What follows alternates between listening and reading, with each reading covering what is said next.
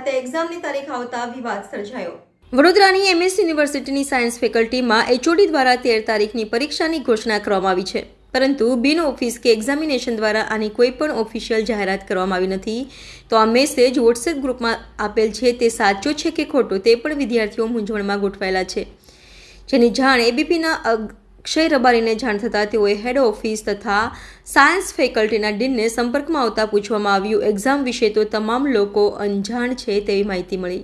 ગત સાંજના રોજ MS યુનિવર્સિટીની સાયન્સ ફેકલ્ટી દ્વારા એક ગ્રુપમાં એક્ઝામની ડેટ જાહેર કરવામાં આવે છે, પરંતુ જ્યારે આજે સવારે વિદ્યાર્થી પરિષદના કાર્યકર્તાઓ ડીન ઓફિસમાં જઈને પૂછે છે કે આ વાત સત્ય છે કે નહીં, તો ત્યારે કોઈ જવાબ મળવામાં આવતો નથી। ત્યારબાદ હેડ ઓફિસ જવામાં આવે છે, તો હેડ ઓફિસ પણ આનો કોઈ જવાબદાર વ્યક્તિ નથી। તો આ મેસેજ જે બહાર આવ્યો છે તો એ HOD મિટિંગમાં થયેલો મેસેજ છે, જે વિદ્યાર્થીઓના ગ્રુપમાં ફરતો થઈ ગયો છે।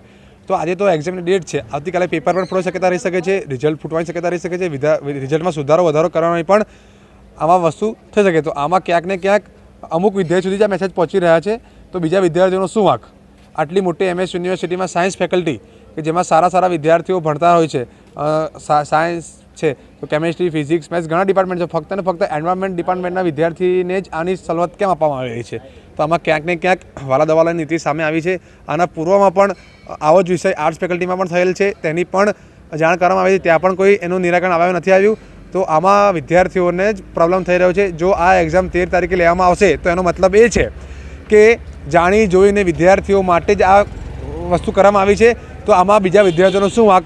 જો આ એક્ઝામ 13 તારીખે થશે તો ખુલ્લો પડી જશે કે ડીન મેડમ અને HOD દ્વારા જ પોતાના વિદ્યાર્થીઓ સાચવવામાં આવી રહ્યા છે। તો આજ સવારથી HODને મળવાનો પ્રયત્ન કરી રહ્યા છીએ અમે, તે મળતા નથી। ડીન સરને મળવાનો પ્રયત્ન કર્યા છે, એ પણ મળતા નથી।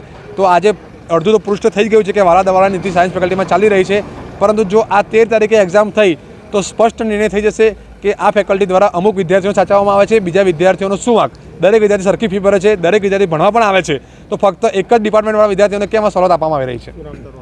અક્ષય રબારી, ABP વિભાગ સંયોજક, વડોદરા।